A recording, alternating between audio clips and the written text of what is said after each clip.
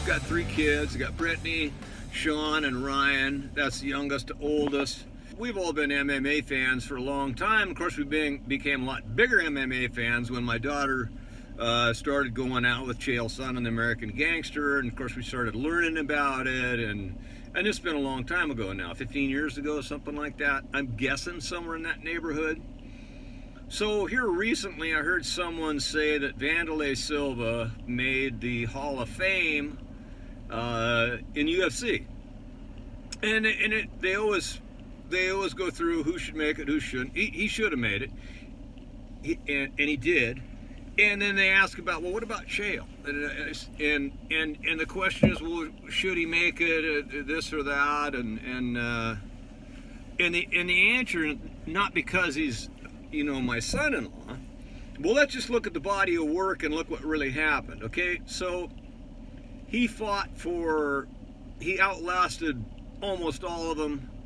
And if you guys want to go the Jose Canseco or A-Rod thing and say, well, he used performance-enhancing drugs, well, those are one of the trade secrets I'm not telling you that they all do. There's a couple. Now, there's 2 or 3 of them that hit the DNA lottery pool that didn't and don't. But I'm not going to say names, and maybe there's more than 2 or 3, but most all of them do. And Chael had to fight his last batch of contracts without doing that over at Bellator because there was a huge fine, a $600,000 fine, if I remember right, if he got caught using any kind of performance enhancer, testosterone, EPO, any of those things, and he was in USADA. Well, the guys he's fighting weren't. Okay, what do you think they were doing? Come on. Okay, so they weren't.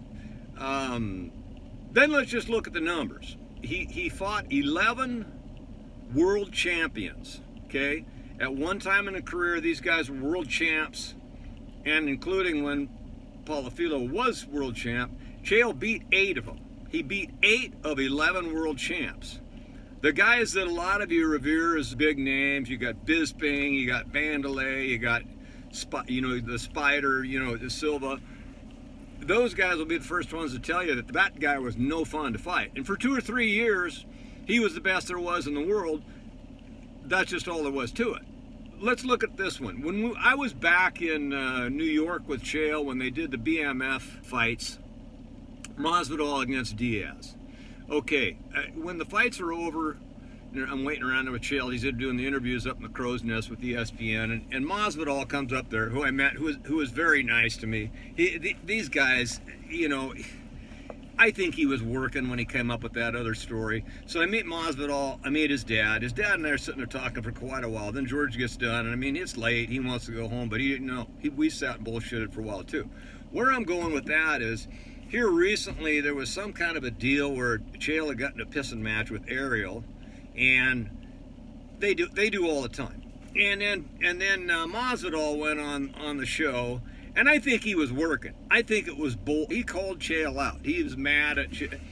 Well, you don't call the American Gangster out. It's not an act. Okay, that part's not an act. And so they called him and asked him, meaning the fight promoters, say, hey, do you want to fight there? Fight, and what practice you let him pick anywhere, anytime. But I think Masvidal was working, because if you listen to the other guys, the fighters, they're like going, hey, dude, are you serious? He's like 230, juiced, maybe a little juicy. You're $170, $180. You're going to immediately go down,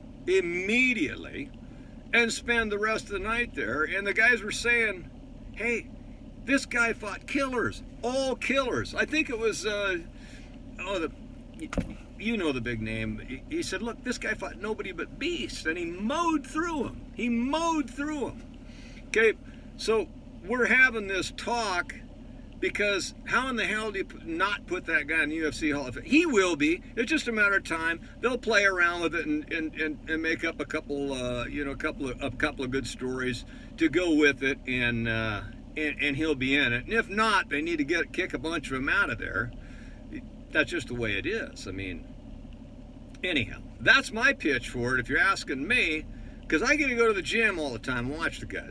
I know them all. There's only a couple of these guys that I haven't met. I mean, only a couple of the big guys. John Jones came out here, you know, and I get to size him up. You know me, I'm a big guy. I like to run him across the auction barn and look at him. That dude's a whole different deal. His arms are like 6 feet long each. His legs are the same way. You know what he was doing when he was out at the Roseland getting ready to grapple? He was downstairs. He was looking at all the bands that had been there, because every big band in the country's played there. And he was just a big kid. You know, it was pretty cool. He's just a big kid getting ready to go up and whip Dan Henderson's ass, which isn't an easy task. I think he was also an All-American wrestler. They're going up to grapple. But anyhow, that's my story for the MMA for today.